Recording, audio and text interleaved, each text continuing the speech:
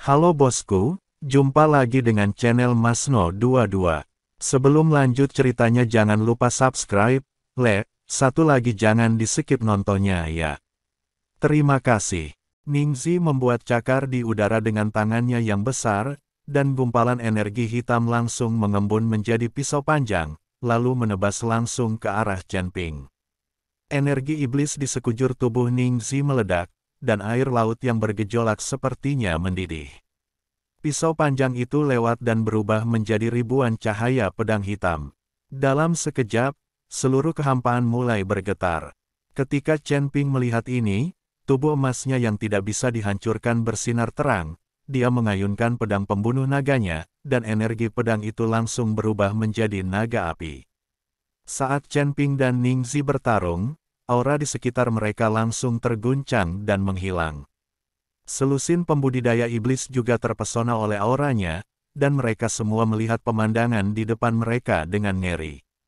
Air di laut mati mengalir mundur, membentuk ngarai tepat di kaki Chen Ping dan Ningxi. Air laut di seluruh arai penakluk iblis menghilang, dan arai penakluk iblis juga terlihat ke semua orang. Di puncak yang menjulang tinggi, formasi berkedip terus-menerus, dan di tengah ngarai, sejumlah besar batu api dikonsumsi dengan cepat. Mempertahankan susunan penekan iblis selama 1 menit akan menghabiskan banyak energi. Lebih dari selusin pembudidaya iblis hanya bisa menonton tanpa daya, tidak dapat membantu sama sekali. Mereka harus terus-menerus menahan serangan aura dari barisan penekan iblis. Chen Ping dan Ningxi bertukar ratusan gerakan dalam pertarungan. Meskipun keduanya sepertinya baru saja bersentuhan, mereka telah bertarung dalam ratusan gerakan tidak nyaman. Mata Ningxi sedikit bergerak. Dalam pertarungan ini, keduanya secara kasar mengetahui kekuatan satu sama lain. Chen Ping, kamu adalah putra surga yang bangga di dunia sekuler. Aku tidak menyangka bahwa kamu akan tetap seperti ini di dunia para dewa dan manusia.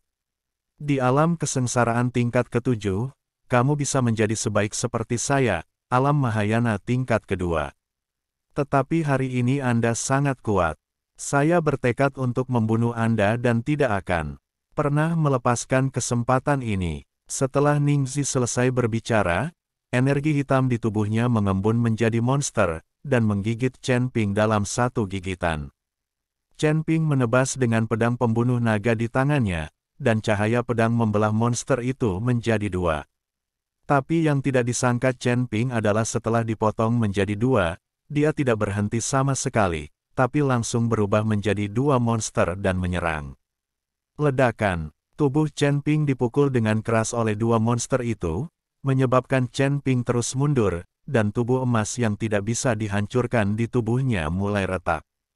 Ketika Chen Ping melihat ini, kristal naga di dadanya mulai bersinar, dan naga api raksasa perlahan muncul di belakang Chen Ping. Chen Ping tahu bahwa naga api yang diubah oleh energi pedang saja tidak memiliki cara untuk menghadapi Ningxi. Naga api itu meraung dan mulai bertarung dengan monster yang diubah oleh energi hitam. Tapi setiap kali monster-monster itu digigit oleh naga api, dia akan terus membelah dan berubah menjadi beberapa monster-monster. Segera naga api itu dikelilingi oleh sekelompok monster dan secara bertahap dirugikan. Ketika Chen Ping melihat ini, dia tidak bisa menahan cemberut. Dia tidak mengerti metode iblis macam apa yang digunakan Ningxi. Jika ini terus berlanjut, seluruh formasi mungkin dipenuhi dengan binatang iblis yang diubah dari energi hitam. Senior, apa yang terjadi? Bagaimana orang ini bisa menggunakan energi iblis untuk mengubah monster-monster itu tanpa hancur? Chen Ping terdiam dan bertanya pada Raja Iblis Ciyun. Tidakkah kamu melihat bahwa dia sedang memegang kuali di tangannya? Kualinya terus-menerus memancarkan energi iblis. Itu mungkin senjata ajaib penyerap. Aura api yang mulai kamu pancarkan diserap oleh kuali dan disimpan. Itu bisa dilepaskan dan digunakan ketika saatnya tiba. Alasan mengapa binatang iblis itu bisa pecah sepenuhnya karena energi iblis yang terus-menerus dilepaskan di dalam tungku. Bagaimana ini bisa terjadi tanpa dukungan energi iblis dalam jumlah besar? Kamu harus menemukan cara untuk menghancurkan kualinya, atau langsung merebut kualinya. Kata Raja Iblis Ciyun. Pada saat ini, Chen Ping memperhatikan bahwa Ningzi benar-benar sedang memegang kuali kecil di tangannya. Kuali tersebut tampak berlubang, tetapi energi iblis terus keluar dari kuali. Tapi saat Chen Ping sedang teralihkan dan sedang berbicara dengan Raja Iblis Ciyun, tiba-tiba nafas dingin datang dari belakang. Saya melihat biksu berbaju hijau, memegang pisau panjang, datang ke belakang Chen Ping seperti hantu. Lalu dia menebas Chen Ping dengan keras. Matilah aku. Biksu berbaju hijau itu memasang ekspresi tegas di wajahnya. Chen Ping melumpuhkan salah satu lengannya, tentu saja dia akan membalas dendam. Aura kekerasan langsung mengenai pisau panjang itu. Inilah ritme yang akan membelah Chen Ping menjadi dua.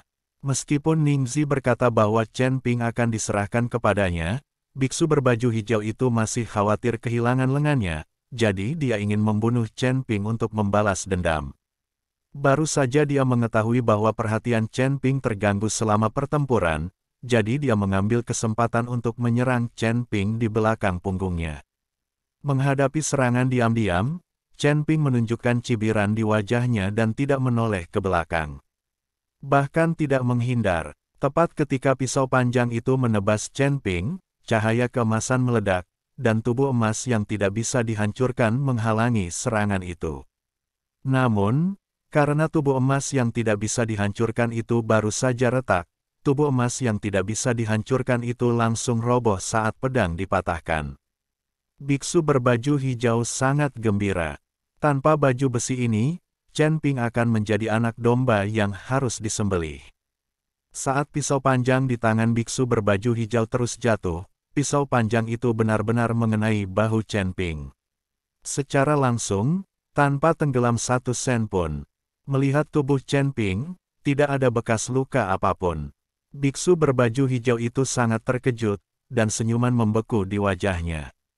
Dia berpikir jika tubuh emas Chen Ping yang tidak bisa dihancurkan dipatahkan, dia akan dapat melukai Chen Ping, tetapi siapa yang tahu bahwa tubuh fisik Chen Ping juga sangat kuat.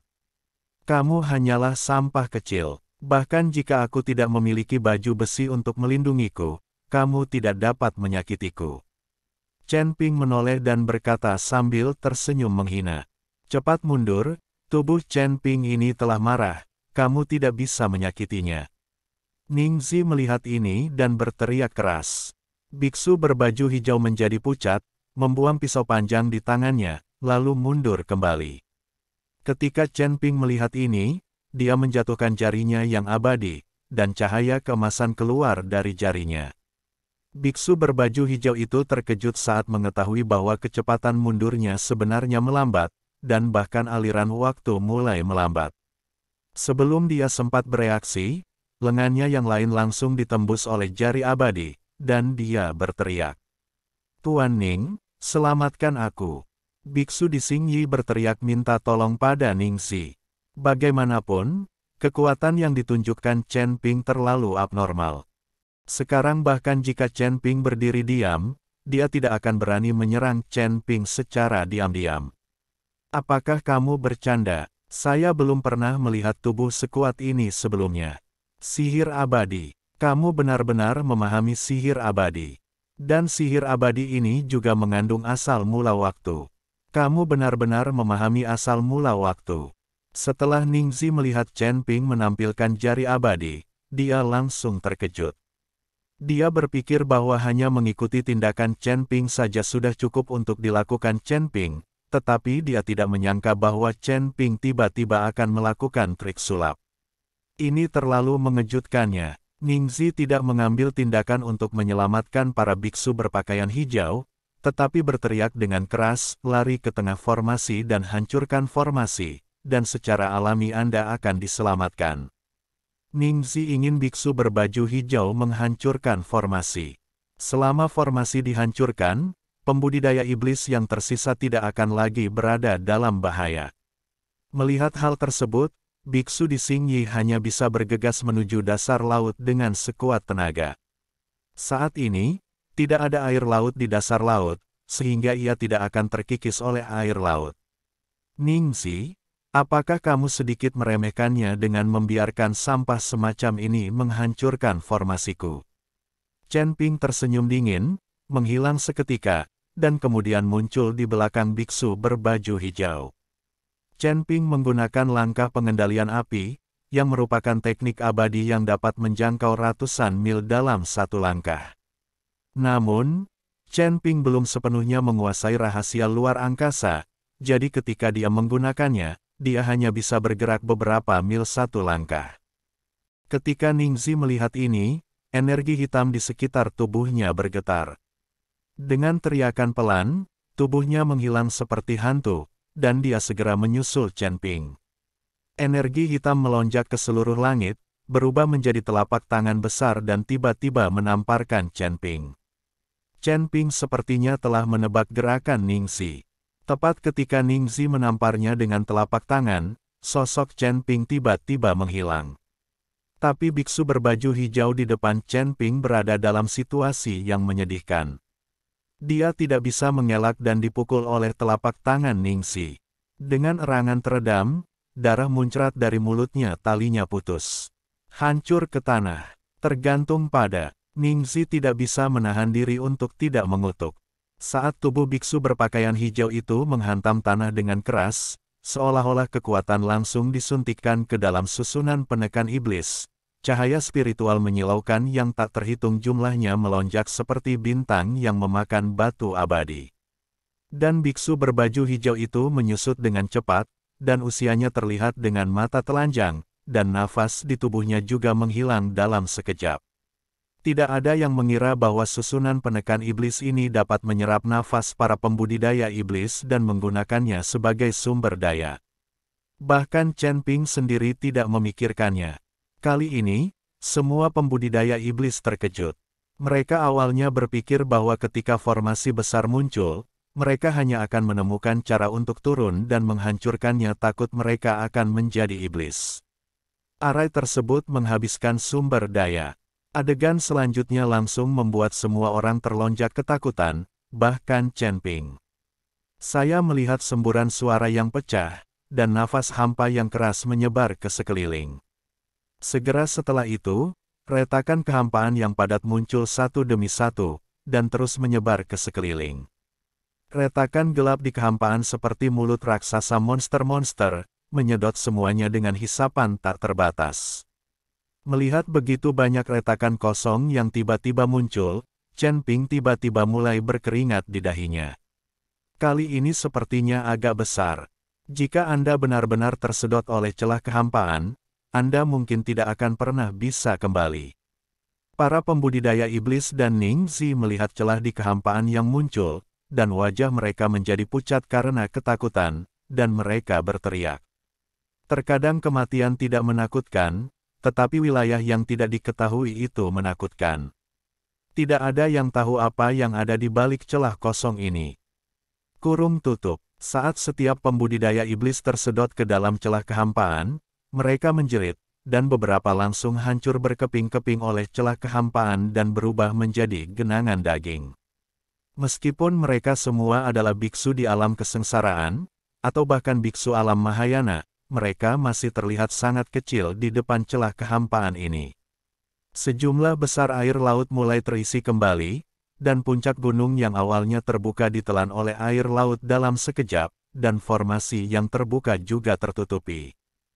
Chen Ping, apa yang sedang kamu mainkan? Bisakah kamu bertahan hidup saat tersedot ke dalam celah kehampaan? Ningxi mengutuk Chen Ping dan sangat marah sehingga sepertinya Chen Ping benar-benar ingin mati bersama untuk membunuhnya. Dasar mesum. Chen Ping memandang Ningxi yang marah dan tidak bisa berkata-kata. Dia tidak menyangka akan seperti ini. Jangan memarahiku, tidakkah kamu melihat bahwa aku juga menghindari celah di kehampaan? Bagaimana aku bisa tahu kalau keadaannya akan seperti ini? Ini semua salahmu. Kamu bersikeras membiarkan pena jahat itu menghancurkan formasiku, yang mengakibatkan hal ini. Kata Chen Ping sambil menghindari hisapan dari celah kekosongan. Ningxi tercengang. Dia tidak menyangka Chen Ping akan mengeluh tentangnya. Ningxi menahan hisapan pusaran dan menghindar ke samping, Sambil melihat ke arah Chen Ping, kamu mengatakan kepadaku bahwa kamu tidak tahu formasi yang kamu buat.